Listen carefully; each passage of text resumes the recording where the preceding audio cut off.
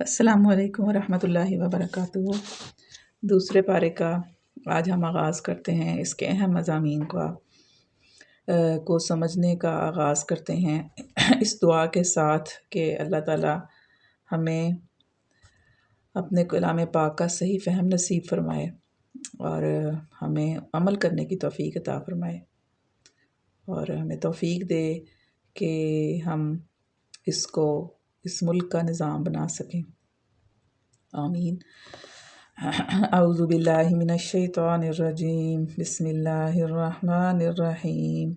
رب اشرح لی صدری ویسر لی امری واحلل عقدۃ من لسانی یفقہوا قولی واجعل لی وزیرا من اہلی اشدد بہ ازری کئی نسبحک کثیرا ونذکرک کثیرا انک کنت بنا بصیرا، آمین یا رب العالمین۔ سیقول السفہاء من الناس ما ولاہم عن قبلتہم التی کانوا علیہا قل للہ المشرق والمغرب یہدی من یشاء الی صراط مستقیم۔ دوسرا پارہ شروع ہو رہا ہے تحویل قبلہ کی آیات سے، یعنی قبلے کا جو رخ ہے وہ بدل دینا۔ تحویل قبلہ سے مراد ہے قبلے کا رخ کی تبدیلی۔ نبی صلی اللہ علیہ وآلہ وسلم ہجرت کے بعد مدینہ طیبہ میں 16 یا 17 مہینے تک بیت المقدس کی طرف رخ کر کے نماز پڑھتے رہے، اور پھر اس کے بعد کعبے کی طرف منہ کر کے نماز پڑھنے کا حکم آیا، جس کی یہاں پر تفصیل آئے گی آیت نمبر 142 سے 150 تک۔ اور اس کے بارے میں فرمایا اللہ تعالیٰ نے کہ سیقول السفہاء، ان قریب کہیں گے نادان لوگ کہ کس چیز نے ان کو اس رخ سے پھیر دیا جس پر یہ تھے، یعنی جس پر وہ پہلے نماز پڑھتے تھے، رخ کر کے نماز پڑھتے تھے، ادھر سے ان کو کس نے پھیر دیا۔ کہہ دیجئے کہ اللہ ہی کے لیے ہے مشرق اور مغرب، وہ جسے چاہتا ہے سیدھی راہ دکھاتا ہے۔ اور وَكَذَلِكَ جَعَلْنَاكُمْ أُمَّةً وَسَطًا لِتَكُونُوا شُهَدَاءَ عَلَى النَّاسِ وَيَكُونَ الرَّسُولُ عَلَيْكُمْ شَهِيدًا، کہ اسی طرح ہم نے تم کو ایک امت وسط بنایا ہے۔ اچھا، اب امت وسط کیا ہے؟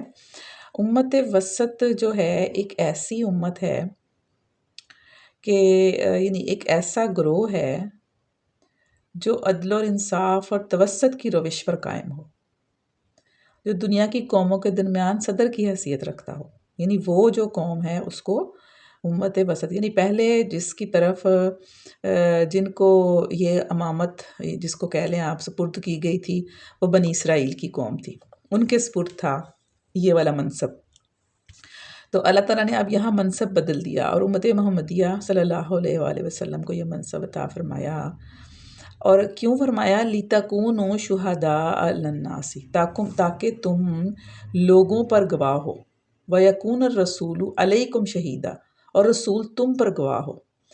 یعنی اس سے مراد یہ ہے کہ قیامت کے دن جب تمام انسانیت کٹھی ہو جائے گی اور ان کا حساب لیا جائے گا، اس وقت رسول اللہ صلی اللہ علیہ وآلہ وسلم ہمارے ذمہ دار نمائندے کی حیثیت سے تم پر گواہی دے گا، یعنی اللہ کے نمائندے کی حیثیت سے گواہی دے گا۔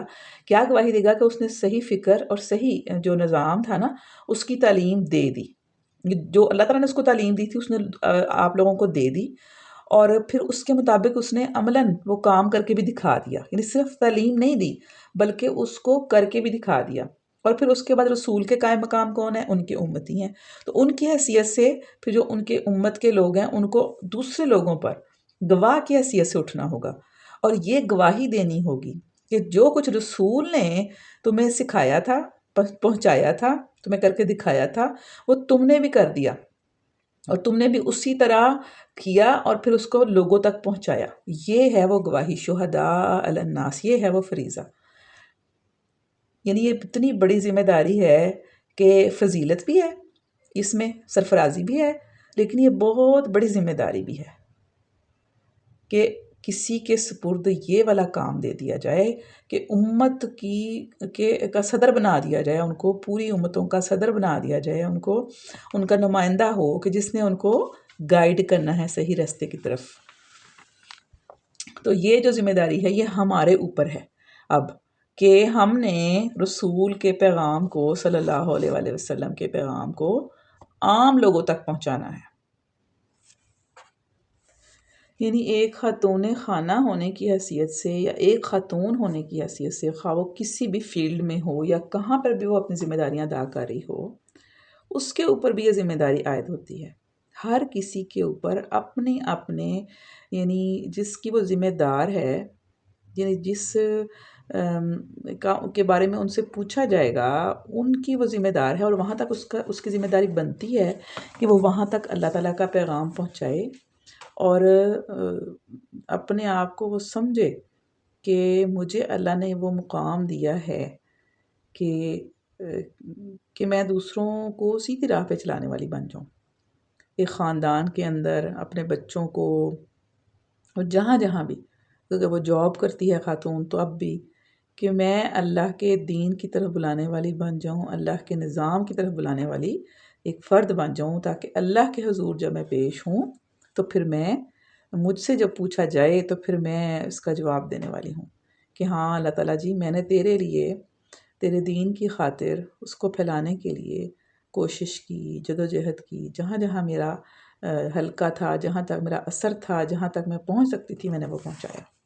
اور اس کے بعد وہ والی آیات ہیں جس میں حکم دیا گیا کہ قد نرا تقلبا، آیت نمبر 144 ہے یہ، کہ ہم نے یہ تمہارے منہ کا بار بار آسمان کی طرف اٹھنا ہم دیکھ رہے ہیں، تو فولی وجہ کا شطر فولی فلنولینک قبلۃ ترضاھا، تو ہم ضرور تم کو پھیرے دیتے ہیں اسی قبلے کی طرف جسے تم پسند کرتے ہو، فولی وجہ کا، پس پھیر لو اپنا چہرہ، شطر المسجد الحرام، مسجد حرام کی طرف، یہ وہ حکم ہے۔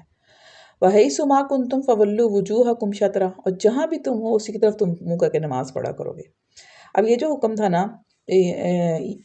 تحویل قبلہ کا جو حکم تھا وہ یہ تھا، اور یہ حکم رجب یا شعبان 2 ہجری میں نازل ہوا تھا، اور اس وقت نبی اکرم صلی اللہ علیہ وآلہ وسلم ایک دعوت پر تھے، اور وہاں ظہر کا وقت آ گیا اور آپ لوگوں کو نماز پڑھانے کھڑے ہوئے، 2 رکعتیں پڑھا چکے تھے کہ تیسری رکعت میں یکا یک وحی کے ذریعے سے یہ آیت نازل ہوئی، اور اسی وقت آپ صلی اللہ علیہ وسلم اور آپ کی جو اقتداء میں جماعت کے تمام لوگ بیت المقدس سے کعبہ کی طرف رخ پھیر گئے۔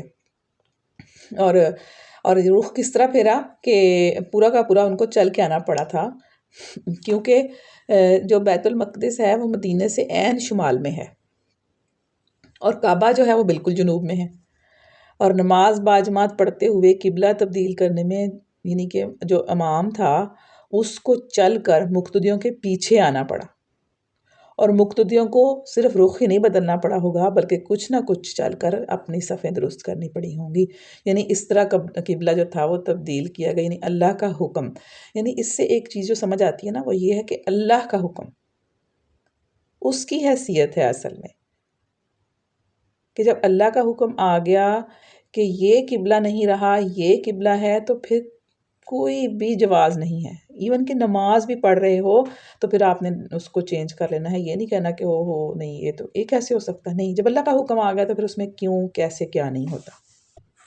پھر اس کے بعد فرمایا کہ آیت نمبر 148 میں کہ وَلِكُلٍّ وِجْهَةٌ، اور ہر ایک کے لیے ایک رخ ہے، ہوا مُوَلِّيهَا، جس کی طرف وہ مڑتا ہے، فَاسْتَبِقُوا الْخَيْرَاتِ، تو تم کیا کرو، تم نیکیوں کی طرف، بھلائیوں کی طرف سبقت کرو، یعنی سبقت کا مطلب کیا ہے، دوسرے سے بڑھ جانا، یعنی آگے بڑھنا، یعنی مقابلہ، کہ میں آگے نکل جاؤں، میں آگے نکل جاؤں، تو کس میں نکلنے کا مقابلہ کرنا ہے، نیکیوں میں آگے نکلنے کا مقابلہ کرنا ہے، بھلائیوں میں آگے جانے کا مقابلہ کرنا ہے۔ ہم دیکھیں ہم کن چیزوں کے مقابلے کرتے ہیں، ہمیں کن چیزوں کی فکر ہوتی ہے، یا ہمیں ان چیزوں کی کبھی فکر ہوئی ہے کہ میری نیکیاں دوسرے سے بڑھ جائیں، میں زیادہ نیکیاں کر لوں، ہاں رمضان میں ہم سمجھتے ہیں کہ میں اس سے زیادہ قرآن پڑھ لوں تو یہ شاید نیکیوں میں بڑھ جانا ہے۔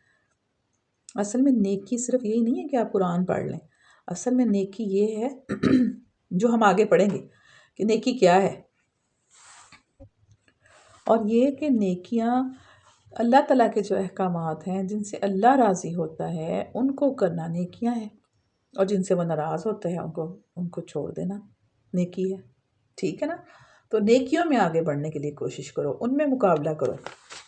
پھر آگے فرمایا کہ جب امت کو منصب دے دیا گیا نا کہ لوگوں کو اللہ کے دین کی طرف بلانا، شہداء علی الناس کا فریضہ انجام دینا، امت وسط بنا دیا گیا، تو پھر اس امت وسط کے لیے کی ذمہ داری بہت بڑی ہوتی ہے نا. تو پھر اس ذمہ داری کو پورا کرنے کے لیے کیا چاہیے ہوتا ہے؟ صبر چاہیے ہوتا ہے. تو وہی والی بات بتائی گئی کہ یا ایھا الذین آمنوا، آیت نمبر 153، کہ اے لوگو جو ایمان لائے ہو، استعینوا بالصبر والصلاۃ، کہ صبر اور نماز سے مدد لو. یعنی جب آپ کو مشکل بڑی پڑے تو پھر کیا ہے؟ پھر صبر بھی بڑا چاہیے. تو صبر کیسے؟ نماز کے ساتھ مدد مانگنی ہے صبر سے اور نماز سے. ان اللہ مع الصابرین، بے شک اللہ تعالیٰ صبر کرنے والوں کے ساتھ ہے. کیونکہ ذمہ داری بہت بڑی ہے، تو پھر اس کے لیے ذمہ داری کو پورا کرنے کے لیے صبر بھی بہت بڑا چاہیے. اور ہم خواتین کو تو خاص طور پر بہت زیادہ اس طرح کی چیزوں سے سابقہ پیش آتا ہے کہ اگر ہم اللہ کے دین کا کام کر رہے ہوں تب بھی، اور اگر نہ کر رہے ہوں تو تب بھی ہمیں اللہ کے دین پر صرف چلنے کے لیے ہی بہت صبر کی ضرورت ہوتی ہے نا. تو اور جب بھی کوئی تکلیف آئے زندگی میں، پریشانیاں آئیں، جب بھی دکھ ہو لوگوں کے رویوں سے، خاص طور پہ جب دین کا کام کرتے ہیں نا تو لوگوں کے رویوں سے بڑا دکھ ہوتا ہے. جب آپ لوگوں کو محبت سے بلا رہے ہیں دین کی طرف، اللہ کی طرف، اللہ کی بات کی طرف، تو کوئی نہیں سنتا یا کبھی کچھ آپ کو ٹونٹ کر دیتا ہے تو پھر کتنا زیادہ تکلیف ہوتی ہے. پھر کیا چاہیے ہے؟ پھر صبر. صبر کیسے ہے؟ بالصبر والصلاۃ. مدد کیسے مانگنی ہے؟ صبر سے اور نماز کے ساتھ. اور پھر اس راستے میں ایک تو ویسے تکلیفیں آ سکتی ہیں اللہ تعالیٰ کے راستے میں، اور دوسرا موت کی تکلیف بھی آتی ہے کہ جب لوگ اللہ تعالیٰ کی راہ میں کام کرتے ہیں اس کے دین کا، تو ان کو کبھی صبر کرنے والے ہیں. یہ ہیں نیکیاں. اولئک الذین صدقوا واولئک هم المتقون. یہی لوگ سچے لوگ ہیں، راست باز ہیں، اور یہی لوگ متقی ہیں. اور اس کے بعد قصاص کے بارے میں آیا، قصاص کا حکم لکھ دیا. قصاص کا مطلب یہ ہے کہ بدلہ لینا. قتل کیا ہے تو پھر اس کا بدلہ بھی ویسا ہی قتل ہے. یہ ہے قصاص. اور اس کو کیا کہا گیا ہے؟ وَلَكُمْ فِي الْقِصَاصِ حَیَاتٌ. تمہارے لیے قصاص میں زندگی ہے. یا اولی الالباب لعلکم تتقون. اب قصاص کو زندگی کہا گیا، یعنی کہ بدلہ. فرض کرے کس نے قتل کیا تو اس کے جواب میں اس کو قتل کر دیا جائے. اس کو کیا کہا جا رہا ہے؟ اس کو کہا جا رہا ہے زندگی ہے. دیکھنے میں تو موت لگتی ہے، ایک تو مر گیا تھا پھر دوسرے کو کیوں مار دیا، یہ تو موت لگتی ہے نا، لیکن اس میں زندگی ہے. کیونکہ جو مارنے والا تھا نا، جس نے قتل کیا تھا، اگر اس نے ایک کو قتل کیا ہے تو کیا وہ دوسرے کو قتل نہیں کرے گا؟ کیا وہ اور کو قتل نہیں کرے گا؟ وہ معاشرے کے اندر فساد کا، قتل و غارت کا باعث نہیں بنے گا؟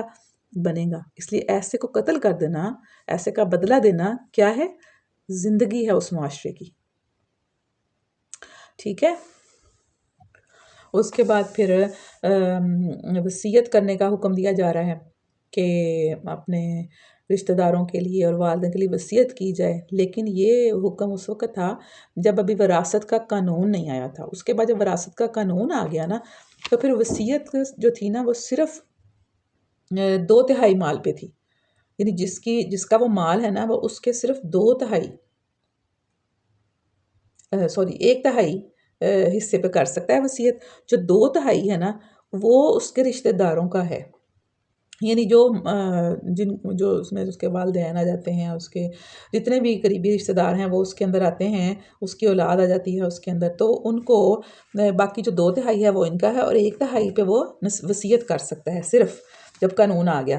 اور قانون آنے کے بعد یہ بھی واضح ہو گیا کہ کوئی شخص کسی وارث کے حق میں وصیت نہیں کر سکتا. یعنی جن کو اللہ تعالیٰ نے مقرر کر دیا نا کہ ان کو اس کی جائیداد میں سے، اس کے ورثے میں، ترکے میں سے ملے گا، تو وہ خود سے اس کو وصیت نہیں کر سکتا کیونکہ وہ اللہ تعالیٰ نے مقرر کر دیے ہیں. اور نہ وہ کسی وارث کو میراث سے محروم کر سکتا ہے. یعنی یہ کہہ کے کہ فلاں کو نہ دیا جائے یا فلاں کو آگ کر دیا جائے، نہیں کر سکتا. ٹھیک ہے، کیونکہ اللہ تعالیٰ نے ان کے جو ہیں وہ حصے مقرر کر دیے ہوئے ہیں. پھر آگے روزوں کی فرضیت کا حکم دیا جا رہا ہے آیت نمبر 183 کے اندر کہ اور اس کے بعد فرمایا گیا کہ شہر رمضان الذی انزل فیہ القرآن ھدی للناس وبینات من الہدی والفرقان، کہ رمضان کا مہینہ وہ ہے جس میں قرآن نازل کیا گیا. یعنی رمضان اور قرآن کا تعلق بیان کیا گیا ہے. کہ اس ماہ کے اندر اللہ تعالیٰ نے اس قرآن کو نازل فرمایا، اس کے ساتھ اس لیے اس رمضان المبارک میں خصوصی طور پر قرآن کے ساتھ تعلق کو بہتر بنانا چاہیے۔ اور اس کے بعد جو رمضان ہے، جو روزے ہیں، ان کے ساتھ دعا کا بھی بڑا تعلق ہے کہ وَإِذَا سَأَلَكَ عِبَادِي عَنِّي فَإِنِّي قَرِيبٌ أُجِيبُ دَعْوَةَ الدَّاعِ إِذَا دَعَانِ فَلْيَسْتَجِيبُوا لِي وَلْيُؤْمِنُوا بِي لَعَلَّهُمْ يَرْشُدُونَ، کہ جب میرے بندے میرے بارے میں پوچھیں تو بتا دو کہ میں ان سے قریبی ہوں، پکارنے والا کی پکار کو سنتا ہوں اور اس کی پکار کا جواب دیتا ہوں۔ تو ان کو بھی چاہیے کہ وہ میری پکار پر لبیک کہیں، یعنی میرا حکم مانیں۔ پھر رمضان کی راتوں میں عورتوں کے ساتھ جو تعلق ہے اس کو حلال قرار دیا گیا، لیکن جب مسجدوں میں اعتکاف کرنا ہے تو اس وقت یہ جو بیویوں کے ساتھ تعلق کو حرام قرار دیا گیا اعتکاف کے دوران۔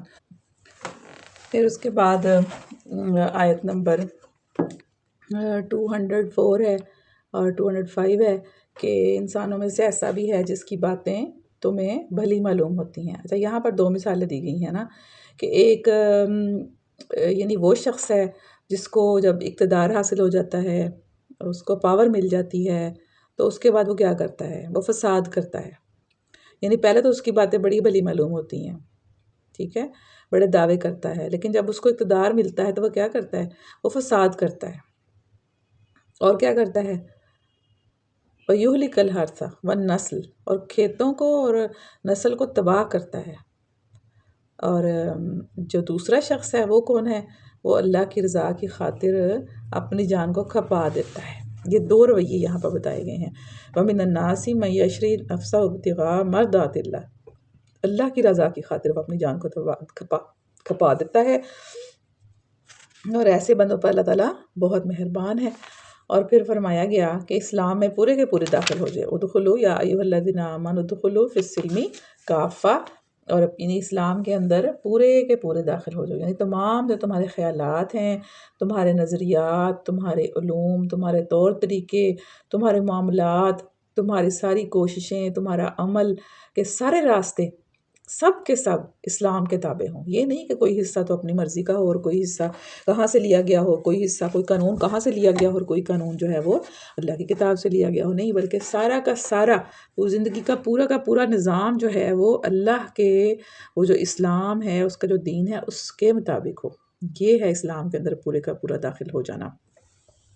اب یہاں پر آگے اللہ تعالیٰ بیان کرتے ہیں کہ کیا لوگوں نے یہی سمجھ رکھا ہے، کیا تم لوگوں نے یہ سمجھ رکھا ہے کہ جنت کا داخلہ یوں ہی مل جائے گا، حالانکہ تم پر وہ کچھ گزرا ہی نہیں جو تم سے پہلے ایمان والوں پر گزر چکا ہے۔ ان پر سختیاں آئیں، مصیبتیں آئیں، ہلا مارے گئے، حتیٰ کہ وقت کا رسول اور اس کے ساتھی پکار اٹھے، متی نصر اللہ، کہ اللہ کی مدد کب آئے گی۔ یعنی اتنا زیادہ آزمائے گئے اللہ کی راہ میں، یعنی دنیا میں جب انبیاء آئے نا تو انہوں نے جب لوگوں کو اللہ کی طرف بلایا تو بڑا ہی مشکل کام تھا یہ، تو اس میں ان کو بڑا ہی سخت آزمایا گیا۔ یعنی دین کا راستہ ایسا نہیں ہے کہ جو بہت ہی کوئی پھولوں کی سیج ہے اور بڑا ہی سکون ہے، بلکہ یہ بڑا مشکل کام ہے۔ جو دین کا راستہ ہے یہ بڑا مشکل کام ہے، اس میں اپنی جان کے اوپر جبر کرنا پڑتا ہے، بہت ظلم برداشت کرنے پڑتے ہیں، بڑی تکلیفیں برداشت کرنی پڑتی ہیں اس راستے میں۔ تو دیکھیں انبیاء کے ساتھ بھی ایسے ایسے معاملات ہوئے کہ ان کے ساتھی بھی، رسول بھی اور ساتھی بھی چلا اٹھے، چیخ اٹھے کہ اللہ کی مدد کب آئے گی، اللہ ان نصر اللہ قریب۔ تو اللہ تعالیٰ نے فرمایا کہ بے شک اللہ کی مدد جو ہے وہ قریب ہی ہے۔ یعنی ہمیشہ انسان کو اس امید پر اللہ کے دین کا کام کرنا چاہیے اور کرتے رہنا چاہیے کہ اللہ کی مدد قریب ہی ہے اور وہ ضرور آئے گی۔ پھر اس کے بعد آیت نمبر 219 میں شراب اور جوئے کے متعلق پہلا حکم دیا جا رہا ہے کہ وہ ان دونوں میں بڑی خرابی ہے، لیکن اس میں کچھ منافع بھی ہیں۔ اصل میں اس وقت یکدم نہیں منع کیا گیا، آہستہ آہستہ تدریجاً چیزوں کو منع کیا گیا ہے، آگے بھی ہم پڑھیں گے احکامات، لیکن یہ پہلا حکم تھا جو دیا گیا جس میں صرف اس کو ناپسندیدگی کا اظہار کر کے چھوڑ دیا گیا، ٹھیک ہے نا۔ جیسے آپ کسی عادت سے کس کو چھڑوانا ہو، کوئی بڑی اس کی پکی عادت ہو تو یکدم وہ نہیں چھوڑ سکتا، یہ ایک حکمت بھی ہے نا، ہم لوگوں کو بھی سمجھنی چاہیے کہ کسی کو کسی غلط چیز سے باز کروانا ہو، جیسے ڈاکٹر بھی ایسے کرتے ہیں، کوئی نشے کا عادی ہو تو اس کو نشے سے ہٹانا ہو تو کیسے کرتے ہیں؟ تدریجاً اس کو ہٹاتے ہیں، ٹھیک ہے نا، تاکہ اس کے لیے آسانی ہو۔ اسی طرح بری عادتوں کو چھڑوانا ہو تو اس کے لیے بھی کیا تدریج کا راستہ اختیار کرنا چاہیے۔ اللہ تعالیٰ نے بھی یہی راستہ اختیار کیا کہ پہلے شراب اور جوئے کی ان کو بہت لت لگی ہوئی تھی، ان کو عادی تھے وہ لوگ، تو ان کو سب سے پہلے کیا کہا گیا ہے کہ یہ اچھی چیز نہیں ہے، یہ بری چیز ہے، ٹھیک ہے، اتنا ہی کہہ کے چھوڑ دیا گیا۔ پھر آگے ہم احکامات پڑھیں گے کہ جن میں اللہ تعالیٰ نے ان کو آہستہ آہستہ اس سے منع کیا ہے۔ پھر آگے حیض کے بارے میں ہے کہ حیض کیا ہے، اس کے بارے میں فرمایا کہ یہ گندگی ہے اور اس میں عورتوں سے الگ رہو، یعنی الگ رہنے کا مطلب یہ ہے کہ میاں بیوی کا جو تعلق ہے وہ نہ رکھا جائے۔ ہاں، یہ مطلب نہیں ہے کہ ان کو کہیں الگ ہی کر دینا ہے، بالکل بھی ایسی بات نہیں ہے، صرف اتنا ہے کہ ان کے ساتھ زوجیت کا جو تعلق ہے اس سے پرہیز کیا جائے۔ پھر فرمایا نساؤکم حرث لکم، کہ جو تمہاری عورتیں ہیں وہ تمہاری کھیتیاں ہیں، یعنی کھیتیاں کہا گیا ہے عورتوں کو۔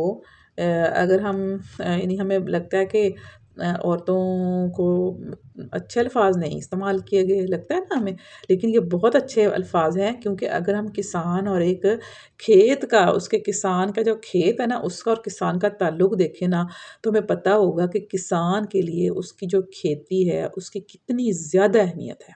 یہ کسان کو ہی پتہ ہے، ہم لوگ نہیں جان سکتے۔ وہ اپنی کھیتی کی خاطر رات رات بھر پہرا دیتا ہے، اس کو پانی دیتا ہے، اس کو دن دھوپ کے اندر بیج ڈالتا ہے، کس طرح سے وہ محنت کرتا ہے، اور اس سے اپنی جان سے بڑھ کے اس کو اس کی کھیتی سے محبت ہوتی ہے۔ یعنی اللہ تعالیٰ نے اتنا پیارا اور گہرا لفظ استعمال کیا ہے کہ عورتیں تمہاری کھیتیاں ہیں، فَأْتُوا حَرْثَكُمْ أَنَّا شِئْتُمْ وَقَدِّمُوا لِأَنفُسِكُمْ، اپنی کھیتیوں کے پاس آؤ جس طرح چاہو، اور اپنے مستقبل کی فکر کرو، یعنی تمہیں اپنی اولاد حاصل کرنے کے لیے بھی اپنی عورتوں کے پاس جانا چاہیے۔ اتقوا اللہ وَاعْلَمُوا أَنَّكُمْ مُلَاقُوهُ، کہ جان لو کہ اللہ تعالیٰ سے تمہیں ایک دن ملنا ہے، اور خوشخبری کے لیے ہے جو ایمان لانے والے ہیں۔ پھر آگے اللہ تعالیٰ کی قسموں کو کے استعمال کی پابندی کی گئی ہے، بتائی جا رہی ہے کہ قسموں کو کیسے استعمال کرنا ہے۔ اللہ کے نام کو ایسی قسمیں کھانے کے لیے استعمال نہ کرو جن سے مقصود نیکی اور تقوی اور جو لوگوں کی بھلائی کے کاموں سے باز رہنا ہو، یعنی اس طرح کے کاموں کے لیے اللہ کی قسموں کو استعمال نہ کرو۔ اور پھر فرمایا کہ ایسی قسمیں جو تم بلا ارادہ کھا لیتے ہو ان پر تو اللہ تعالیٰ گرفت نہیں کرتا، مگر جو تم سچے دل سے کھاتے ہو نا ان کی وہ باز پرس کرے گا۔ یعنی ایک تو عادت ہوتی ہے نا ویسے قسمیں کھانے کی، ان کا تو کوئی نہیں ہے، لیکن اگر واقعی کس چیز کا عہد کر لیا تھا تو پھر اگر توڑنا پڑے گا تو پھر کیسے ہوگا؟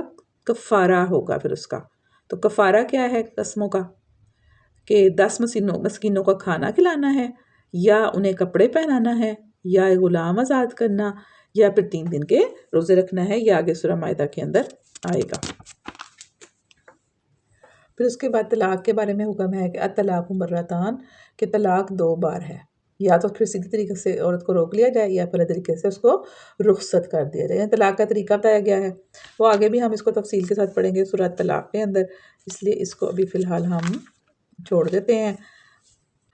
پھر اس کے بعد آگے حکم ہے کہ اگر جن عورتوں کے خامد مر جائیں تو پھر وہ کیا کریں، کہ تم میں سے جو لوگ مر جائیں اور ان کے پیچھے ان کی بیویاں زندہ ہوں تو وہ اپنے آپ کو 4 مہینے 10 دن روک کے رکھیں، یعنی اپنے آپ کو روک کے رکھیں، یعنی کہ وہ نکاح نہ کریں، یعنی اس مدت میں،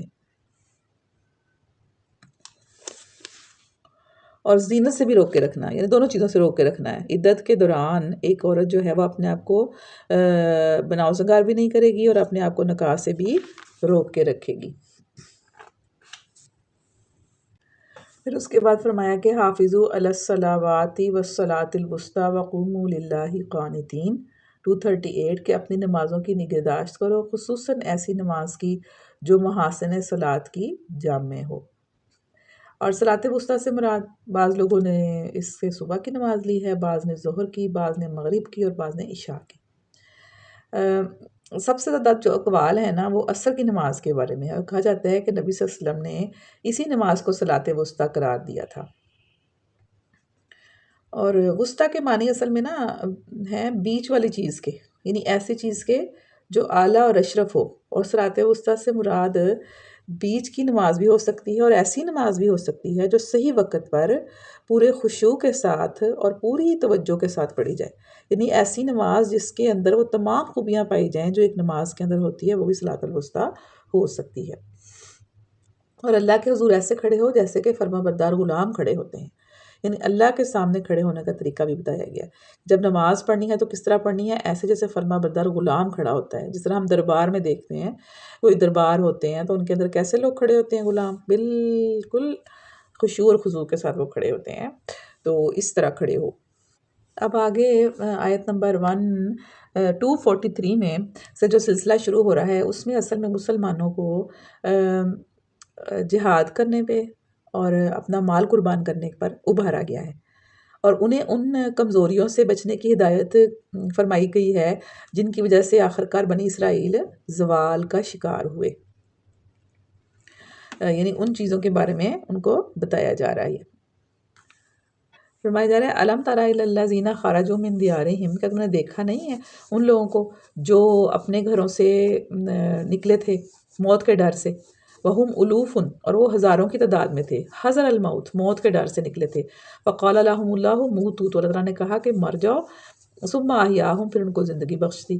اچھا، یہ ہوا کیا تھا کہ بنی اسرائیل کا یہ واقعہ ہے کہ یہ لوگ بہت بڑی تعداد میں مصر سے نکلے تھے، دشت و بیاباں میں بے خانماں پھر رہے تھے، خود ایک ٹھکانے کے لیے بے تاب تھے، مگر جب اللہ کے حکم سے حضرت موسیٰ نے ان کو حکم دیا کہ جو ظالم کنعانی ہیں ان کو ارض فلسطین سے نکال دو اور اس علاقے کو فتح کر لو، یعنی جہاد کرنے کا کہا گیا، تو انہوں نے بزدلی دکھائی، ڈر گئے اور آگے بڑھنے سے انکار کر دیا۔ آخر کار اللہ تعالیٰ نے انہیں 40 سال تک زمین میں سرگرداں پھرنے کے لیے چھوڑ دیا، یعنی وہ وہیں پہ پھر بھٹکتے رہے اس صحرا کے اندر 40 سال تک۔ کس ظلم کی پاداش میں؟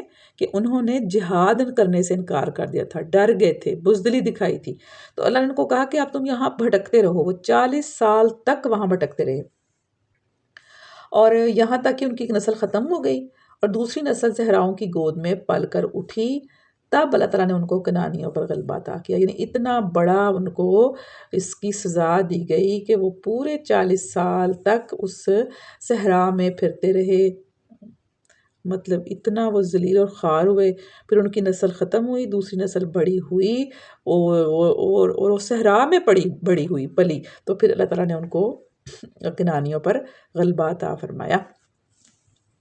اور فرمایا جا رہا ہے کہ وَقَاتِلُوا فِي سَبِيلِ اللَّهِ، مسلمانوں اللہ کی راہ میں جنگ کرو اور خوب جان رکھو کہ اللہ سننے والا بھی ہے اور جاننے والا بھی۔ پھر فرمایا کہ مَنْ ذَا الَّذِي يُقْرِضُ اللَّهُ قَرْضًا حَسَنًا، تو کون ہے تم میں سے جو اللہ کو قرض حسن دے؟ اب یہاں قرض حسن سے مراد کیا ہے؟ کہ اللہ کی راہ میں مال خرچ کرنا، اللہ کو قرض حسن دینا، یعنی جو مال اللہ کی راہ میں دیا جاتا ہے، جو اللہ کے دین کی خاطر مال خرچ کیا جاتا ہے، اس کو اللہ تعالیٰ کیا کہتے ہیں؟ اپنے اوپر قرض کہتے ہیں۔ یعنی جو قرض ہے وہ کیسا ادا کیا جائے گا؟ مَنْ ذَا الَّذِي يُقْرِضُ اللَّهَ قَرْضًا حَسَنًا فَيُضَاعِفَهُ لَهُ أَضْعَافًا كَثِيرًا، اس کو کیسے واپس کرے گا؟ کئی گنا بڑھا چڑھا کر واپس کرے گا، اور اللہ کی گھٹانا بھی اللہ ہی کے اختیار میں ہے، یعنی گھٹا بھی سکتا ہے اور بڑھانا بھی اسی کے اختیار میں ہے۔ یعنی وہ جو اپنے آپ کو کہہ رہا ہے کہ قرض دو مجھے، وہ ذات ہے جو بڑھا بھی سکتی ہے اور گھٹا بھی سکتی ہے۔ وہ اپنے اوپر اس مال کو کیا کہہ رہی ہے؟ کہ قرض ہے، یعنی اللہ کی راہ میں جو مال خرچ کیا جاتا ہے، اللہ کے دین کو قائم کرنے کے لیے جو پیسے لگائے جاتے ہیں، اس کو اللہ تعالیٰ اپنے ذمے قرض لیتا ہے۔ پھر اس کے بعد آیت نمبر 246 میں ایک واقعہ بیان کیا گیا ہے کہ الم تری الی الملأ من بنی اسرائیل من بعد موسیٰ، کہ پھر تم نے اس معاملے پر بھی غور کیا جو موسیٰ کے بعد سرداران بنی اسرائیل کو پیش آیا تھا۔ انہوں نے اپنے نبی سے کہا کہ ہمارے لیے ایک بادشاہ مقرر کر دو تاکہ ہم اللہ کی راہ میں جنگ کریں، یعنی ایک بادشاہ مقرر کرو تاکہ ہم اس کی سربراہی میں اللہ کی راہ میں جنگ کریں۔ نبی نے پوچھا کہیں ایسا تو نہ ہوگا کہ تم کو لڑائی کا حکم دیا جائے اور پھر تم نہ لڑو؟ وہ کہنے لگے کہ بھلا یہ کیسے ہو سکتا ہے کہ ہم اللہ کی راہ میں نہ لڑیں جب کہ ہمیں ہمارے گھروں سے نکال دیا گیا ہے اور ہمارے بال بچے ہم سے جدا کر دیے گئے ہیں۔ مگر جب ان کو جنگ کا حکم دیا گیا تو ایک تھوڑی تعداد کے سوا وہ سب پیٹھ موڑ گئے، اور اللہ ان میں سے ایک ایک ظالم کو جانتا ہے۔ یعنی پہلے انہوں نے کہا کہ ہم نے جنگ کرنی ہے، ہم چاہتے ہیں کہ ہم لڑیں، لیکن جب ان کو حکم دیا گیا تو وہ ہمت ہار گئے۔ ان کے نبی نے ان سے کہا کہ اللہ نے طالوت کو تمہارے لیے بادشاہ مقرر کیا ہے۔ یہ سن کر وہ بولے کہ ہم پر بادشاہ بننے کا وہ کیسے حقدار ہو گیا؟ اس کے مقابلے میں بادشاہی کے ہم زیادہ مستحق ہیں، وہ تو کوئی بڑا مالدار آدمی نہیں ہے۔ یعنی انہوں نے جو بادشاہ مقرر کیا گیا اس کے بارے میں کہا کہ وہ تو کوئی مالدار آدمی ہے ہی نہیں ہے، وہ ہمارا لیڈر کیسے بن سکتا ہے؟ ہم نے اس کو لیڈر مانتے۔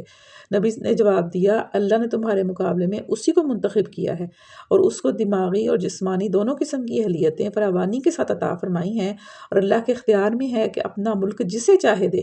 اللہ بڑی وسعت والا ہے اور سب کچھ اس کے علم میں ہے۔ اس کے ساتھ ان کے نبی نے ان کو یہ بھی بتایا کہ اللہ کی طرف سے اس کے بادشاہ مقرر ہونے کی علامت یہ ہے کہ اس کے عہد میں وہ صندوق تمہیں مل جائے گا جس میں تمہارے رب کی طرف سے تمہارے لیے سکون قلب کا سامان ہے، جسے تابوت سکینہ بھی کہا جاتا ہے، جس میں آل موسیٰ اور آل ہارون کے چھوڑے ہوئے تبرکات ہیں، اور جس کو اس وقت فرشتے سنبھالے ہوئے ہیں۔ اور اگر تم مومن ہو تو تمہارے لیے بہت بڑی نشانی ہے۔ یعنی اس کی نشانی جو تھی نا وہ بتائی گئی کہ اس کے عہد میں تمہیں وہ صندوق واپس مل جائے گا۔ پھر جب وہ طالوت جو تھا وہ لشکر لے کر چلا، تو یعنی جس کو انہوں نے اللہ تعالیٰ نے بادشاہ مقرر کیا تھا، تو جب طالوت لشکر لے کر چلا تو اس نے کہا کہ ایک دریا پر اللہ کی طرف سے تمہاری آزمائش ہونے والی ہے، یہ تم آزمائے جاؤ گے، جو اس کا پانی پیے گا وہ میرا ساتھی نہیں ہے۔ یعنی تمہیں پیاس لگی ہوگی لیکن تم نے پانی نہیں پینا اس دریا کا، جو پی لے گا وہ پھر میرا ساتھی نہیں ہوگا۔ میرا ساتھی صرف وہ ہے جو اس سے پیاس نہ بجھائے۔ ہاں، ایک آدھ چلو کوئی بھی پی لے تو پی لے، یعنی تھوڑا سا پی لے تو کوئی بات نہیں ہے، جس نے زیادہ پیا پھر وہ میرا ساتھی نہیں رہے گا، وہ الگ ہو جائے گا۔ تو ہوا کیا، جب وہ دریا آیا نا تو سب نے ہی پانی پی لیا سوائے چند لوگوں کے، مگر ایک گروہ قلیل کے سوا وہ سب اس دریا سے سیراب ہوئے۔ پھر جب طالوت اور اس کے ساتھی مسلمان دریا پار کر کے آگے بڑھے تو انہوں نے طالوت سے کہہ دیا کہ آج ہم میں جالوت اور اس کے لشکروں کا مقابلہ کرنے کی طاقت نہیں ہے۔ جالوت کون تھا؟ جس سے ان کو مقابلہ کرنا تھا۔